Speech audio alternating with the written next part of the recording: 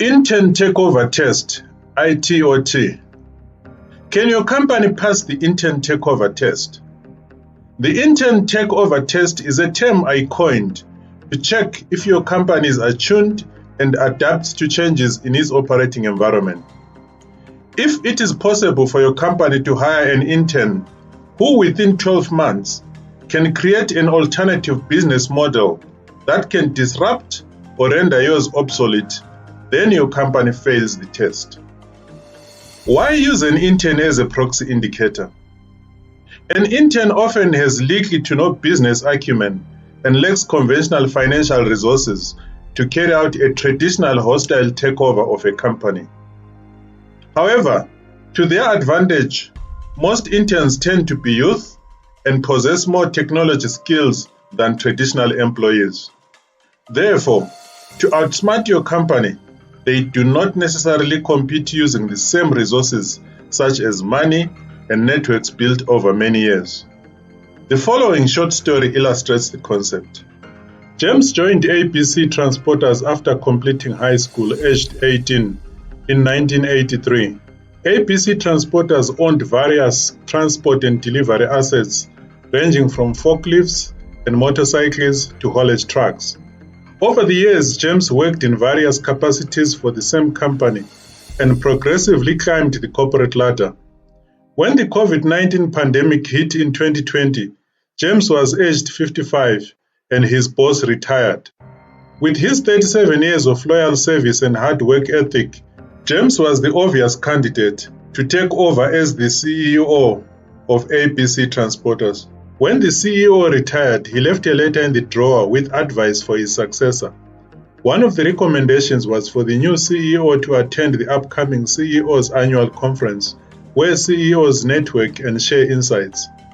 After the conference, which was held online due to the pandemic lockdown, James invited senior managers to debrief them about what he learned. James shared that everyone was harping about the future of work and how every company needed to have an online presence and leverage artificial intelligence. James lamented how the speakers were not emphasizing proven strategies like meeting customers in person and shaking their hands to seal a deal. The minority senior managers who were in favor of adapting to changes were put down by their colleagues who repeated the mantra, "That is not how we do things here." Peter, the intern, had attended the CEO's meeting by default as he needed to help the CEO with connecting to the online meeting, including helping to mute and unmute the CEO. Peter raised his hand and he pointed out that online presence and artificial intelligence is the future to increase productivity, brand awareness, and ultimately sales.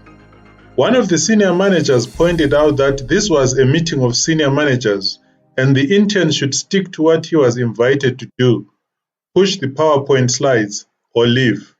James instructed Peter to stay, as, besides the accountant, other senior managers did not know how to use the computer beyond sending emails and typing text.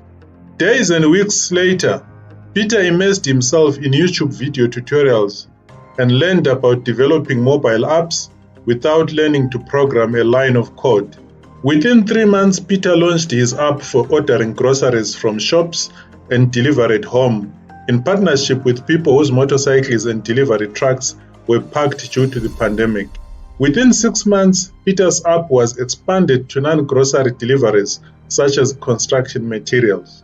12 months into the pandemic, ABC Transporters was on the verge of bankruptcy due to the low business orders associated with the pandemic.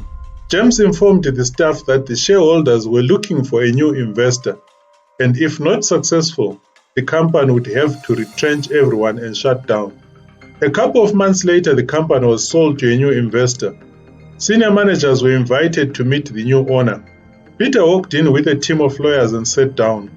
One of the senior managers told Peter to leave, as he had done his job of showing the investors to the boardroom. The CEO beckoned Peter to sit down and take notes as his executive assistant was away on leave.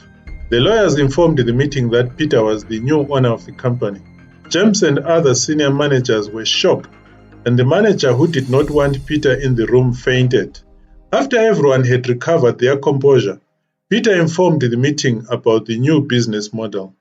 Motorcyclists, drivers, and plant operators would be hired as independent contractors and assisted to buy the equipment they use. The rest of the staff would not be needed, as all their tasks would be handled by the app. Thank you for watching. My name is Gamehle Sibanda. The characters and events portrayed in this story are a product of my fertile imagination. Is your organization ready to adapt to the evolving future of work? How is your organization going to contribute to employment creation and ensure fair labor practices, such as ensuring technology such as artificial intelligence is moderated by a human in the loop?